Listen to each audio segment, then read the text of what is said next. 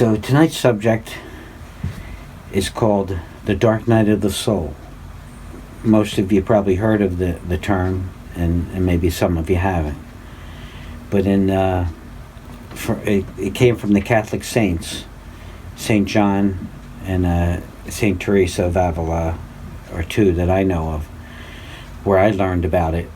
But in my experience, I had already experienced the dark night of the soul before I read about it, which was good, I think, because it didn't influence my experience, because I didn't know what was going on with my experience. So the dark night of the soul, anybody on the holy path encounters the dark night of the soul for some portion of time. We're not going to cover saints like St. Teresa of Calcutta, who experienced the dark night of the soul for 40 years. We're not going to cover that. We're calling the regular person on the holy path. They experience the dark night of the soul.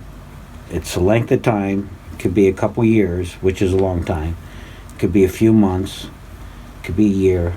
I think common is between a year or two for it to last. So it could be pretty lengthy for you to feel alienated from God, and you can't contemplate, and the only thing you could do is vocal prayer, intercessory prayer. That's all you could do. You can't contemplate, you can't meditate. It's gone. You can't do it.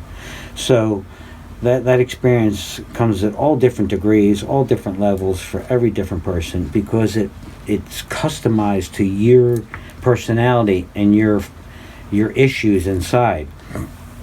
And now we're going to come to the point of why do we have the dark night of the soul. The dark night of the soul experience is to rid you from your earthly material obsession and attachment to it. And it's very deep. It's psychology in the brain is so deep. It's not like, I love sex, so I have to stop thinking about that. It's more than that. It's if you were a passionate person about a sexual, if you had the sexual appetites really high, and then you're walking on the holy path. Okay, that was me. Okay, let's do me. Okay, someone who had their passions were completely, uncontrolled, right? Then they have a touch of grace, see God, chase God, start pursuing God, enter the holy path. What do you think that experience was going to be like? Well, it wasn't as bad as I thought. But when I had my dark night of the soul, that's the issue that's going to be coming up in the dark, in this darkness. So I had some psychology experience, and I think this has helped me. So when I was in the dark night of the soul, I was camped out in the dark night of the soul. I was there to learn. I was not there to run from it. So I think my experience, I can't remember how long it was I was in it, but it was in it that I didn't feel it was long, however long that was. So I went through it pretty good because I was there studying and learning from it. I wasn't crying to mommy, like, where'd God go, It was like, that's because I had the Blessed Mother. I tell you the truth, that's because I had the Blessed Mother. My dark night lasted very short. I'm convinced of that.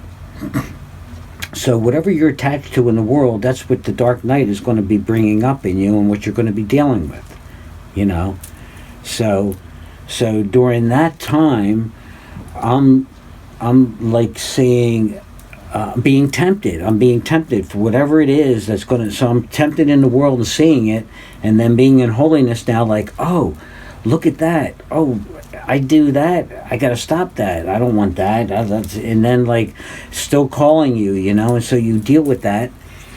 And that, and whatever your issues are, that's what you're going to be dealing with. And it depends how deep that is, how dark your experience will be.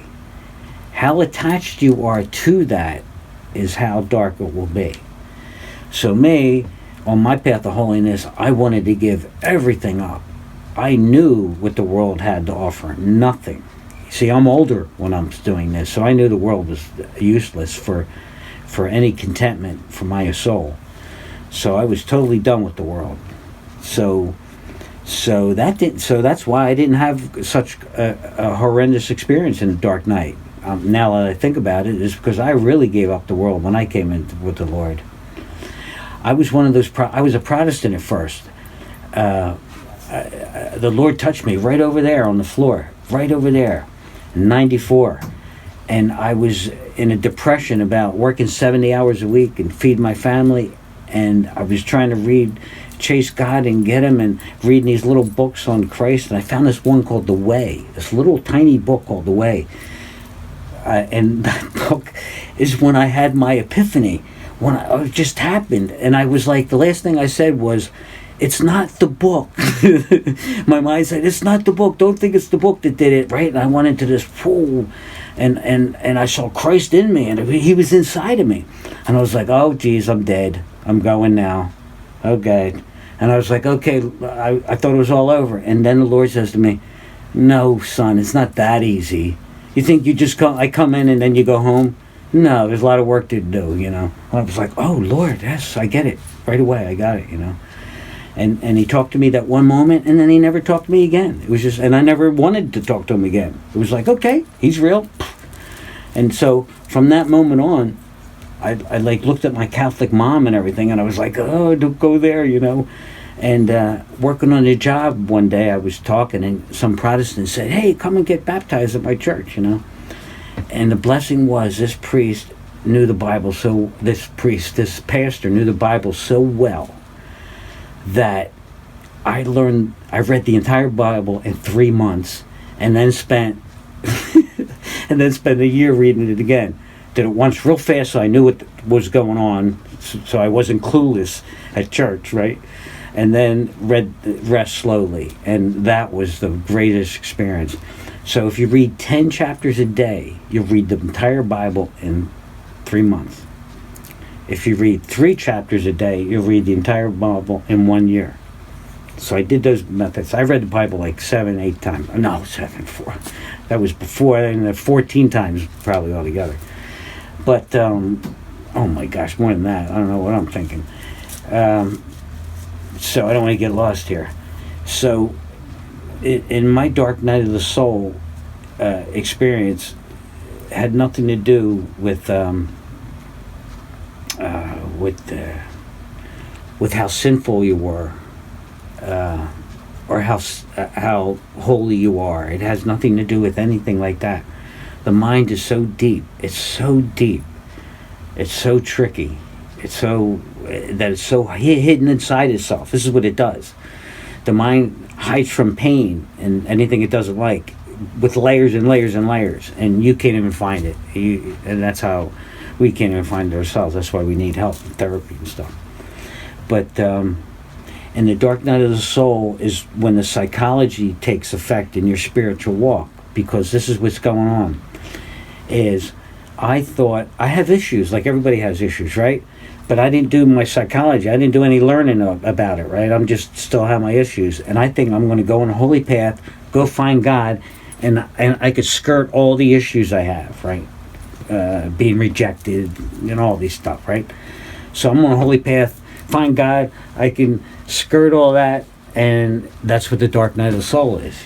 That's where you have to face your issues. Okay, your issues. So if you feel rejected, you're going to face that and all kinds of things, okay?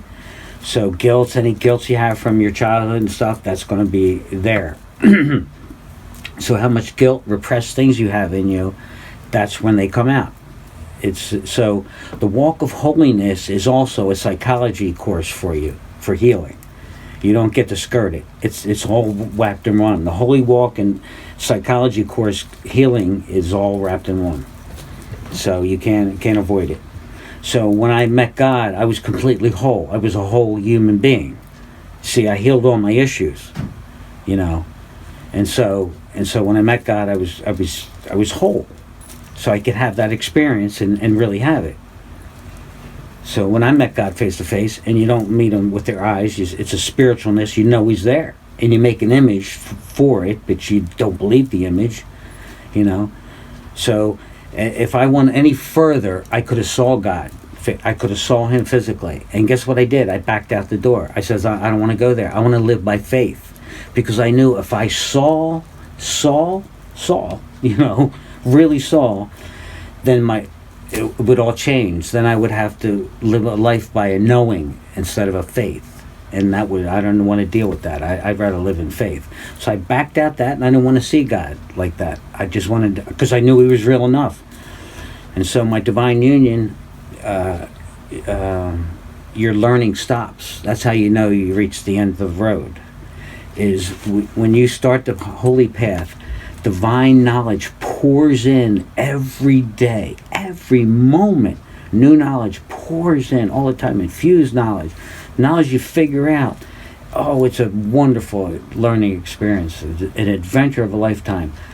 And so this knowledge, infused knowledge, comes in, and when you reach divine union, you're at the end of that path. You've done this whole thing for 14 years, right? You're at the end of that path, and you have this divine union. It all stops. No knowledge comes in anymore. It's all done. It won't. So 2 weeks I was there with nothing coming in. I was like, oh, I did something wrong. He left. I must have did something. Then I figured out I didn't do anything. I've been in holiness for years, so I figured it out. You know, I'm a grown up now. He taught me. I'm at the end of the road. I'm the master now, right? I should know.